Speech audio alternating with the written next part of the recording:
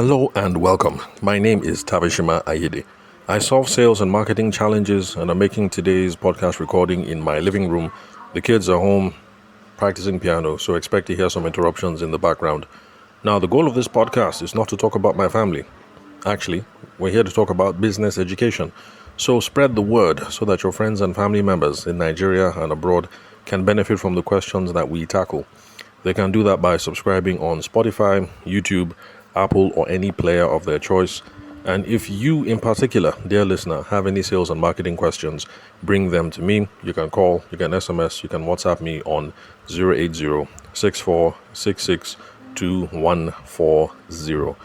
Now, today on the podcast, I want us to look at two questions, or rather, we're going to be answering two questions that were sent in by listeners. So the first question is from Williams Amezi, and I will just paraphrase his question, and basically it's on what to do when your partner steals your business idea.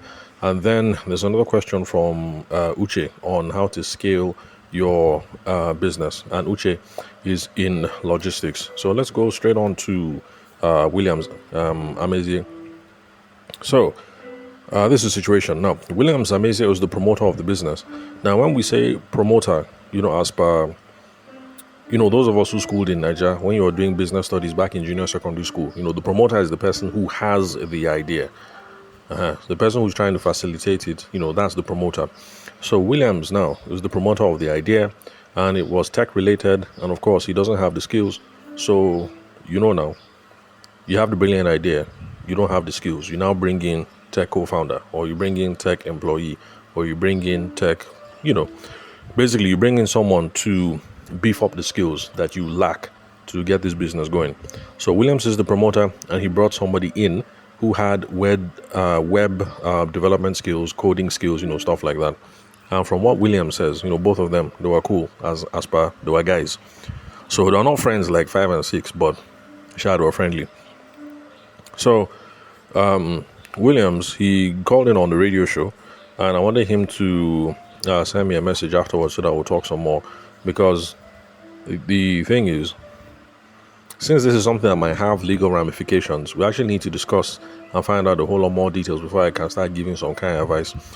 And also, since I haven't been a practicing lawyer for 15 or so years, I wasn't sure if it was the right thing for me to do or the ethical thing for me to do, to be giving legal advice over on the air. So I wanted him to talk with me one-on-one, but he didn't get in touch anyway. So I'm just going to assume a whole bunch of stuff and tackle the question that way. So one of the reasons why I wanted him to call in, to send me a WhatsApp message so we'll talk one-on-one is this. Now, in these sorts of situations, there are a couple of questions that we need to ask ourselves. So let's say you're the promoter of the idea and you bring somebody in. Before somebody can give you legal advice, we need to know what the arrangement was. We need to know how that person was brought in the first place. Was the person brought in as a partner? That one has a different set of legal ramifications. Was the person brought in as an employee? That one has a different set of ramifications. Or was the person brought in as a contractor? That one has a different set of ramifications. So partner is you and me, we run this thing 50-50 or any which way, like we're partners. Employee is, I'm the boss, I'm in charge, you're my employee. I pay you salary, you do what I say. Then contractor levels is, I'm here, I'm on my own.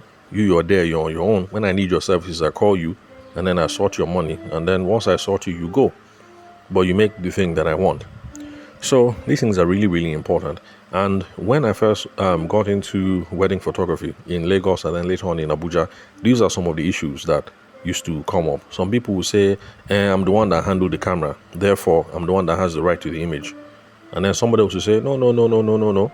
The job was my own job. I brought you in as contractor. Every single thing you snapped is me that owns it. I'll put it under my business. And so these quarrels have always existed, and they will always exist.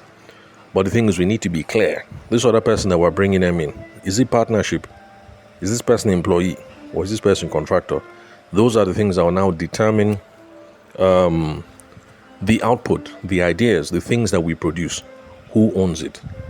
These are the things that will determine.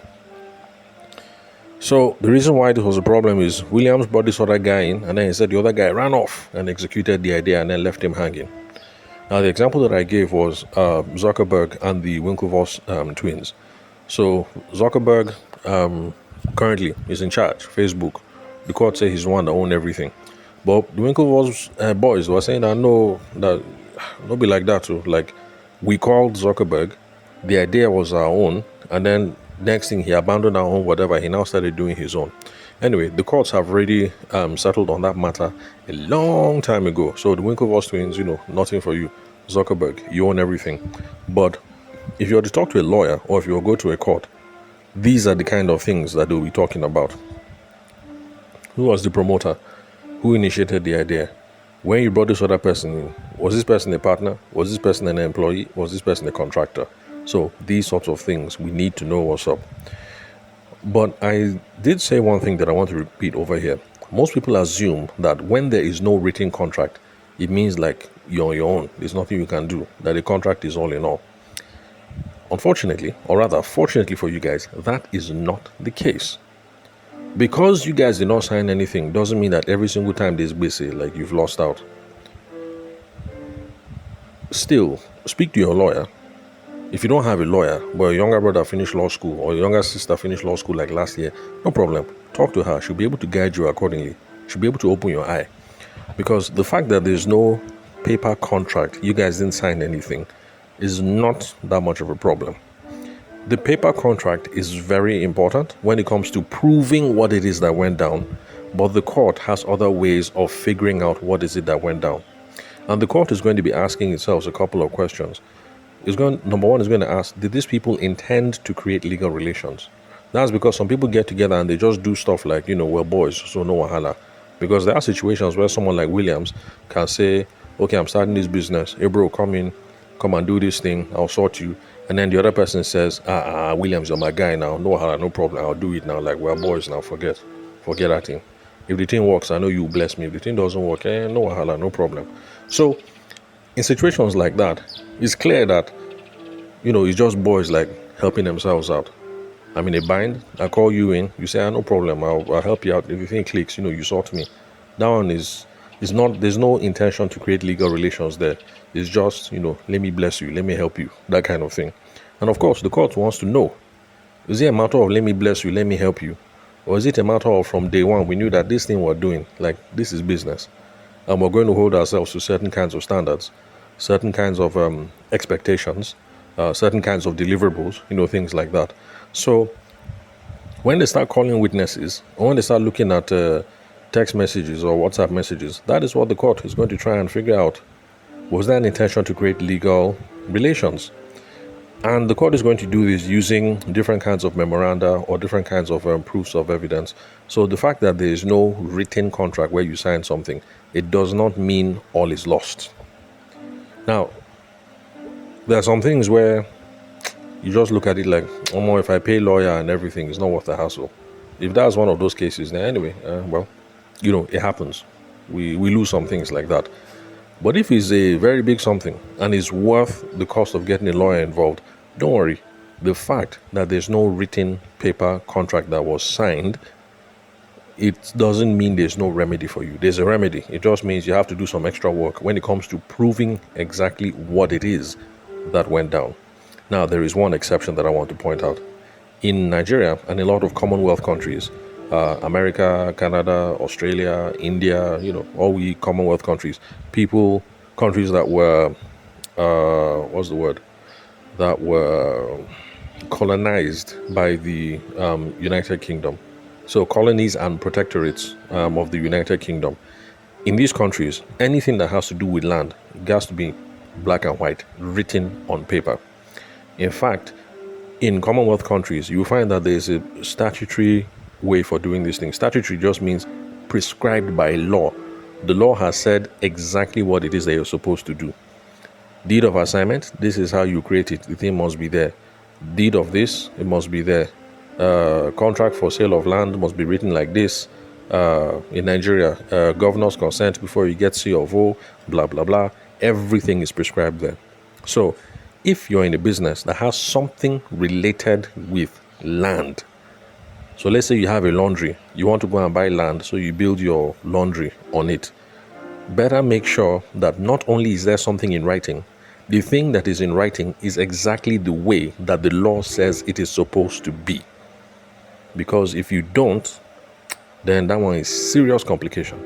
So outside of things like land, where the law says this thing must be in writing, if you didn't write anything down, you still have a shot. So what I recommended to him, since my assumption was that Williams is Catholic, my assumption to him was, a cost-effective way would be to approach the JDPC. That's the Justice, Development and Peace Commission. That is one of the ministries within the Catholic Church that is concerned about advocacy, human rights, justice, reconciliation, all those sorts of things. So JDPC, I tried doing some work with them when I was secondary school before university. Anyway, so these are the sort of things that JDPC, these are the sort of things that they like to do. They wouldn't mind helping you out. You go there, you have a meeting, they might call the other guy, you guys sit down and you begin to resolve the matter. Or if there's a need to go to court, they will advise you. Appropriately. So that was my own recommendation to him. The Justice, Development and Peace Commission, all he had to do was go visit his parish priest, and the parish priest will let him know what whether they have a JDPC or whether you have to go to another parish or another local government or whatever. But that's just the way forward on this one. But in the future, for those of you're starting a business, you're a promoter, whether you write something down in black and white or not, you just want to be very clear on how you're bringing this person in. Are you coming in as partnership, or like how? What role is it? What am I expecting? Blah, blah, blah. You need to have all those conversations, whether something is written in black or white or not. So, summary, this is just one perspective of what to do when your former partner, your former boy, your former 5 and 6, your best friend, your guy from the hood, when the guy steals your business idea. That is just one perspective on how to handle the situation. Now, let's look at the second question from Uche. Now, Uche called in and his own was on how to scale a business. Sorry, one moment. I'll be back. Okay, sorry about that. I'm back. I just had to go because, I told you that my sons are practicing their skills, practicing piano, practicing music. And the older one was feeling frustrated that, he's not making progress. Then the guy began to provoke, so I just had to go and sort that out. Because honestly, I don't understand this kind of behavior that you're frustrated. Because you're frustrated, you want to break something. I mean, who does that kind of behavior help? Anyway, for those of you that don't have kids, don't be scared. It's just one of those things. It's fun. It's fun having kids. Anyway, Uche. So Uche from Lugbe. Now, Uche's question was how to scale your business. Uche is in the logistics business, and he's one of these guys who owns an aggregator or a two-sided business. An aggregator or a two-sided business basically is just people who create a business in the middle that brings buyers and sellers together. So in his own case, he has a website, an app, WhatsApp, the every. And then he's connecting business owners who have things to sell with customers who want to buy stuff. So like for people who want to order food, you place the order to the company, and then Uche is in the middle. He's aggregating all these services, and his own is logistics. So you place the order, and Uche is the one who has the platform and who has the people and all the infrastructure to make sure that the Okada rider gets there on time, the boat gets there on time. What else? Keke. I've seen. I think was it in Lagos? Okay, maybe not in Lagos, but I think it was some African country. I saw that. Was it Bolt? One of these people started using Keke for Bolt, for ride sharing and stuff like that. So I guess it's only a matter of time before it reaches Niger and people start using Keke to deliver as well. So So that's the setup now for Uche. And okay, I told him to get in touch. Eventually, he got in touch, and we're currently talking. But our conversation has moved another level as we're trying to solve another problem. Because remember how on the podcast I keep talking about unit economics. So we have to be good in sales. But the thing is, when our unit economics is messed up, we're just multiplying problem upon problem. Now, this is what unit economics means. It means that on every single one thing that you are producing or that you are delivering or that you are whatever, the naira and kobo, the money needs to math out correctly. You need to make sure that on every single one that you're selling, let's say you sell kiddies things, let's say you sell toy guns. If you import these toy guns from China at 1,005 for one, but then you're only selling it at 1,006 for one, that is 200 naira. But then out of that 200 naira, maybe delivery cost is there. And then, if something is damaged and you need returns and then, stuff like that, the unit economics there is too tight. Because that 200 naira profit margin, is not enough to cover much. Not to even talk of, you carry something and put in your pocket. Or say you remove money from the business because you want to flex. So, on every single 111 gun that you are selling, the unit economics, it has to make sense. The margin should be nice and smooth. The padding should be correct because that's what will give room for the business to grow. You'll be able to take something out and enjoy yourself. You'll be able to take something out and reinvest in the business. So apart from knowing how to sell, we also need to make sure that our unit economics, everything is adding up. So in Uche's case now, there's some small problems here on unit economics and on payment terms. So it's just like that with some businesses. Like I heard, I don't know because I haven't consulted for anybody in the restaurant business, but I heard that for restaurants, the margin, the money that they're making is not big like that. That, the margins are not huge. So sometimes it's a feature of the industry that you're in. But if it's not, you just need to make sure that all those things are sorted. Now, the reason why I say I've been talking about unit economics is because, especially since I started the radio show this year, lots of people come and say funding is the problem. Where can I get loan? Where can I get this? But then by the time I ask some questions, I'm like, your unit economics is wrong, is off. Like, on this thing, if you're making only 2 naira on average, and then once in a while, one big thing will happen, and then you now lose, 8 naira or 10 naira on something. Like, there's a problem here. If you don't fix it, and you now go and borrow big money to try and cure this problem, you have serious basic. And I'm even talking to somebody like that today. This one is not a client, but, some people just come, they have questions, and, well, I can't just turn them away, so I try and find a solution. So I've referred him to the Abuja multi-door courthouse system to see how they can sort it. So it was that kind of thing. Wifey had a business. They went to go and take money. They took 4M. But then the fundamentals of the business was not correct. Everything has packed up. And then, of course, the other person is like, where the hell is my 4M? Apart from that, the person even wants interest on top. Like, this is not what we agreed. I gave you the 4M. People said that this is how much you will give me on top. So please, all these foundational issues, and this is the reason why I like to pay attention to the foundational stuff, the unsexy stuff.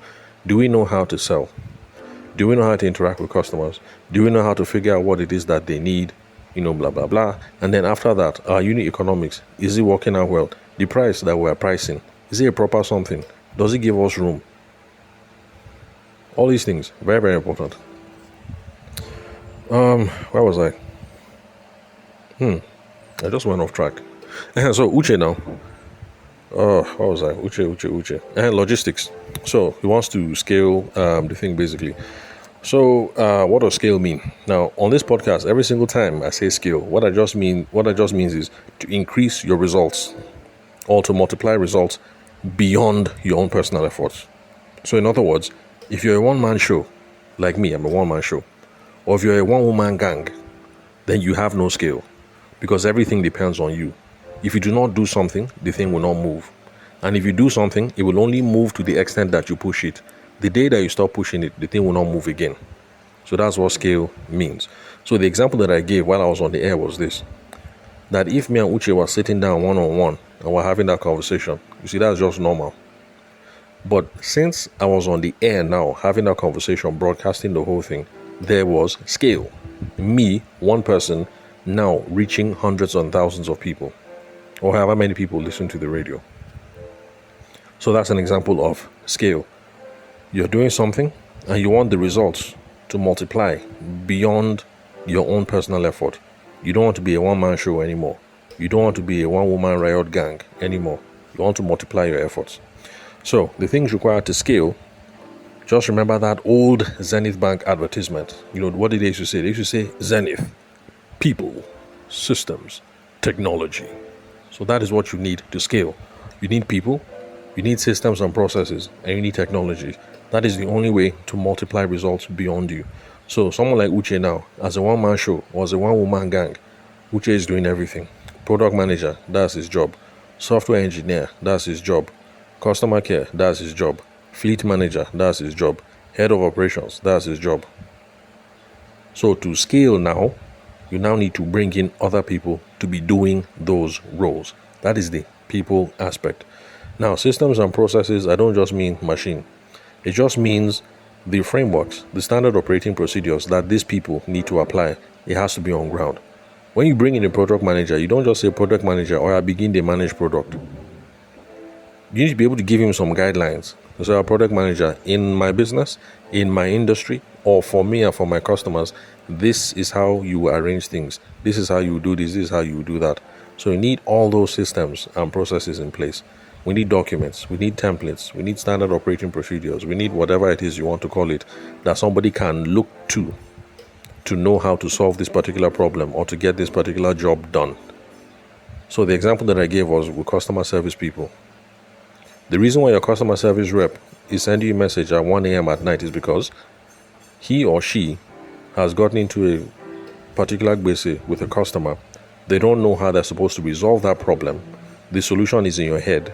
So that's the reason why they're sending you a message at 2 a.m. at night. Because you're the only one that has the answer.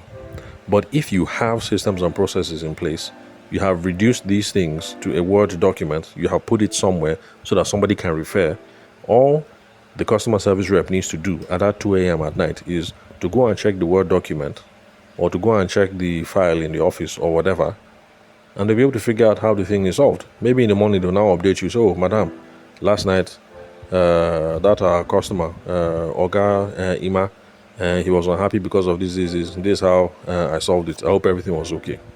So we need that as well. And then, of course, technology. And we need that to scale. So in his own sense, dispatch board, instead of using WhatsApp, because there's somebody I know here in Abuja, I won't call her business, although she's doing good business. But honestly, because one day I went to go and pick up, my wife ordered, she ordered fish crab, what again? All this seafood, something. I mean, I'm not a fish eater, so whenever she buys all these things, it's disgusting, basically. Because for those of you that eat fish, I don't understand why you like fish. The smell, the look, just somehow. Anyway, so I show up to this woman's place to collect it, and lo and behold, how they manage everything is through WhatsApp. That's how they manage it. Tracking orders is through WhatsApp, but the problem with that is, sometimes somebody will send a message now, and maybe you open it, you thought you wanted to reply, the message will go down, and you forget that you have not replied to somebody. So it's only when the guy now remembers that, there was another person, you start searching. No, that one is problem. That's the thing that leads to orders being delayed, orders being lost, and all kinds of problems. But then when you have all this digital fancy stuff, dispatcher keyboard, so you can just look at the screen, you see as, okay, order this is at this stage, order that is at that stage, all those things. They now make everything set, everything smooth, makes it easy to run the business, to delegate, things like that. So technology for someone in Uche space, absolutely important. Then, of course, apart from switchboard, databases and blah, blah, blah, all those sorts of things. So that's just an example about how to take the scaling. Basically, that's just how to scale, basically. So if you're a one-man show, if you're a one-woman gang, if you're a solo entrepreneur, and you want to scale, that's it. You need people around you. You need a team. When that team comes, we need to have frameworks, systems, processes in place that we will use to train all those people first before we now start delegating things to them. If you bring in people and then you tell them, well, I'll go and do the work, you didn't give them training, you're causing all kinds of headache for yourselves and for your customers, because all of us will be using different idea. I mean, think about it. You have your business right now. You know how your customers are. You know the best way to run these things because you've been in the industry. You now come and hire someone like me to be your employee, and I've never done this work before, and you want me to now use idea. I'll be coming at things from my own background. If you have five of us are coming at it from different backgrounds. So 5 different backgrounds, everybody trying to use idea to try and solve problems in the business. It's only a matter of time before chaos will ensue. But that's it basically. So that's it for today. Those are the only listener questions that we are going to tackle. I don't want this to be a very long episode. So now we have an idea of what to do when somebody steals your idea. If you didn't write things down, don't worry, there's a way forward. If you can't afford a lawyer, don't worry, there's a way forward. We can find things. We can find affordable options like the Abuja multi-door courthouse. There's the Lagos multi-door courthouse. I don't know what's going on in Port Harcourt, but there's always places. There's always places, especially nowadays, that lawyers are trying to make access to justice very fast and very cheap. So people are always coming up with ideas about how we can resolve disputes. Sharp. Instead of going to court and paying big money and wasting a lot of time. So that's it, and we have an idea now of what is required if we want to scale our business. So if you're a solo person, you're a one-woman riot squad, you now know what to do to grow your business. You now know what to start planning for, to grow the business. So that's all for today, folks. Remember, if you have sales and marketing questions, bring them to me. You can call, you can SMS, you can WhatsApp me on 080-6466-2140. Thank you very much for your time and attention. I will catch you next time, same place, in your headphones or in your speakers.